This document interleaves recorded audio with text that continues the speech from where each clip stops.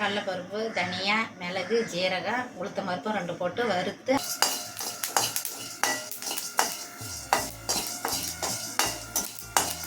பருப்பு எடுத்து தேங்காயை போட்டுக்கிறேன். தேங்காயம் போட்டு கொஞ்சம் நல்லா தேங்காயை போட்டு கொஞ்சம் நல்லா வறுபடுட்டுன்னு சொல்லிட்டு நம்ம எடுத்து அப்படியே அரைச்சி அந்த வெந்தய குழம்புல ஊற்றினா இந்த டேஸ்ட் எப்படி இருக்குன்னு பாருங்கப்பா. சொல்லுப்பா, ஆஃப் பண்ணிடலாம்ப்பா.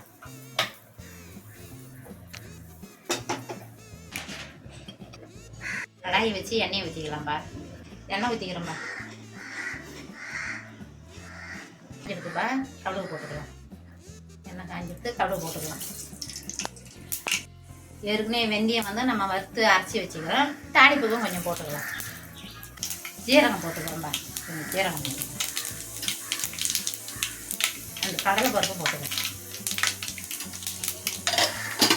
தாளிப்புக்கு 2 பூண்டு போட்டுக்கிறோம்ப்பா. பூண்டு போட்டு கடுகு பொரிஞ்சிடுது. பூண்டு போட்டுக்கிறோம். வெந்தய குழம்புக்கு பூண்டு போட்டால் வாசமாக இருக்கும். வெந்தய குழம்புக்கு நம்ம பூண்டு வந்து 1க்கு 2 உடச்சி போட்டோம்னா நல்லா வாசமாக நல்லா இருக்கும்பா. இப்படி செஞ்சு பாருங்களேன். நீங்கள் இந்த கருவேப்பிலை போட்டுக்கலாம்.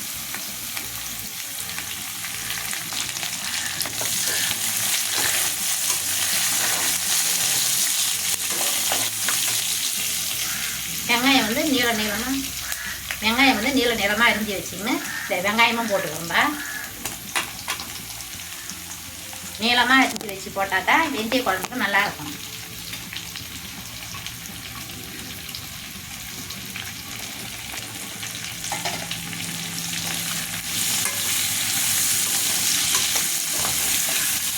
வெங்காயம் நல்லா வதங்கிடுச்சுப்பா.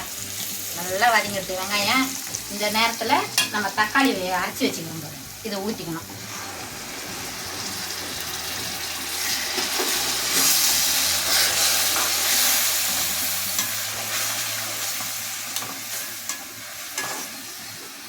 உப்பு போட்டுக்கலாம்ப்பா. உப்பு போட்டு நல்லா வதக்கணும். நல்லா வதங்கிட்டு எண்ணெய் பிரிஞ்சு வரது நமக்கு நல்லா தெரியுது வரும். இந்தமாரி எண்ணெய் பிரிஞ்சு வந்ததுன்னா தக்காளி வந்து நல்லா வதங்கிடுச்சுன்னு நம்ம தெரிஞ்சுக்கலாம். நல்லா வதங்கிட்டு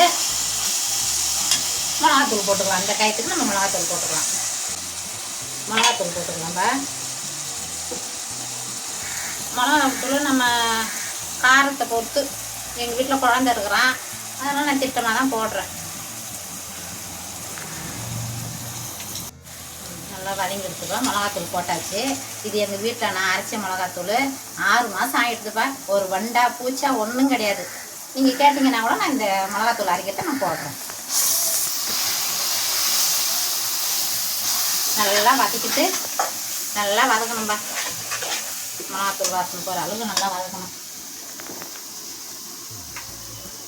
மஞ்சத்தூள் போட்டுக்கலாம்ப்பா. மஞ்சத்தூள் போட்டுக்கலாம்.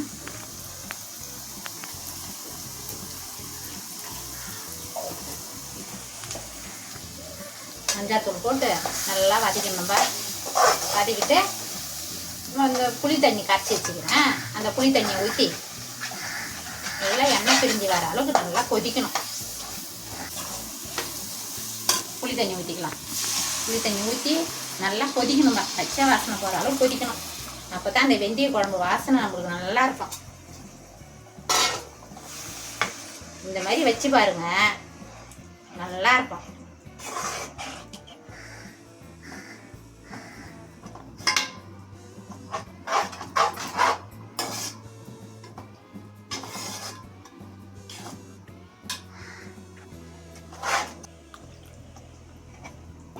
தண்ணி கொஞ்சம் ஊற்றிக்கலாம்பா. தேவைப்பட்ட தண்ணி கொஞ்சம் ஊற்றிக்கலாம். கொதிக்கணும்ல, திக்க இருக்கு. இன்னும் கொஞ்சம் தண்ணி விட்டோம்னா நல்லா கொதிச்சு வரும். தண்ணி விட்டுக்கலாமா? இன்னும் கூட கொஞ்சம் தண்ணி விட்டுக்கலாம்பா. தண்ணி விட்டு நல்லா கொதிச்சு வரட்டும். மூடி போட்டுக்கோம்பா.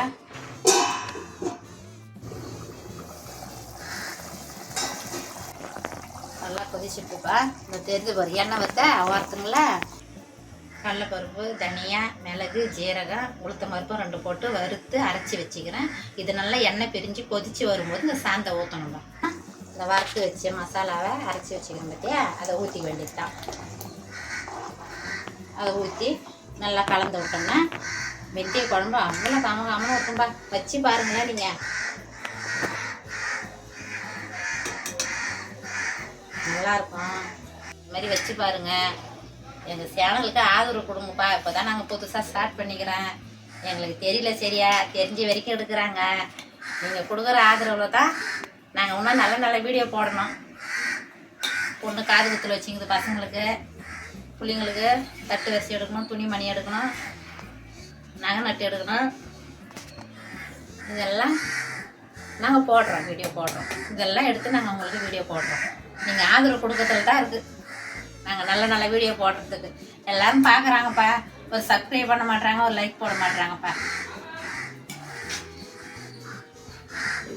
சரி, கொதிக்கட்டும். அப்புறம் பார்ப்போம்.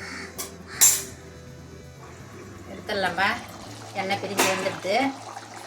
நம்ம குழம்பு ஆஃப் பண்ணிக்கலாம்.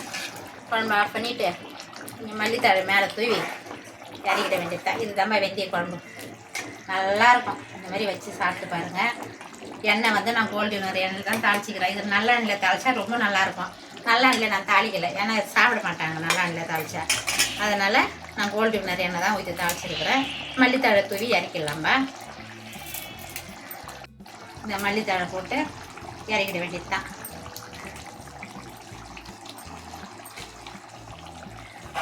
ஆஃப் பண்ணிடலாங்க. உடம்புக்கு நல்லது. இது வந்து மருத்துவ குணத்துக்கு நல்லது உடம்புக்கு. நீங்கள் வாரத்தில் ஒரு முறை சாப்பிட்னா கூட மாதத்தில் ஒரு முறை செஞ்சு சாப்பிடுங்க. அவ்வளோ நல்லது உடம்பு. வெந்தய குழம்பு நல்லாயிருக்கும். சாப்பிடாதவங்க கூட சாப்பிட்லாம். வறுத்து நம்ம அரைச்சி ஊற்றி வச்சோம்னா சாப்பிடாதவங்க கூட சாப்பிட்லாம். அவ்வளோ மருத்துவம் வாய்ந்ததும்பா இது. வெந்தயம் நல்லது, சூட்டை தணிக்கும். இது மாதத்துக்கு ஒரு தடவை வச்சு சாப்பிடுங்க, நல்லாயிருக்கும். அவ்வளோதான், குழம்பு ரெடி ஆகிடுச்சுப்பா. இறக்கிடலாம். குழம்பு ரெடி ஆகிடுச்சு, நம்ம இறக்கிக்கலாம். எங்கள் வீடியோ பிடிச்சிருந்தா லைக் பண்ணிவிடுங்க, ஷேர் பண்ணுங்கள், கமெண்ட் பண்ணுங்கப்பா. பார்த்துட்டு கம்முன்னு இருந்தால் எப்படிப்பா? நீங்கள் ஆதரவு கொடுக்கணும்ல எங்களுக்கு. தேங்க்யூப்பா.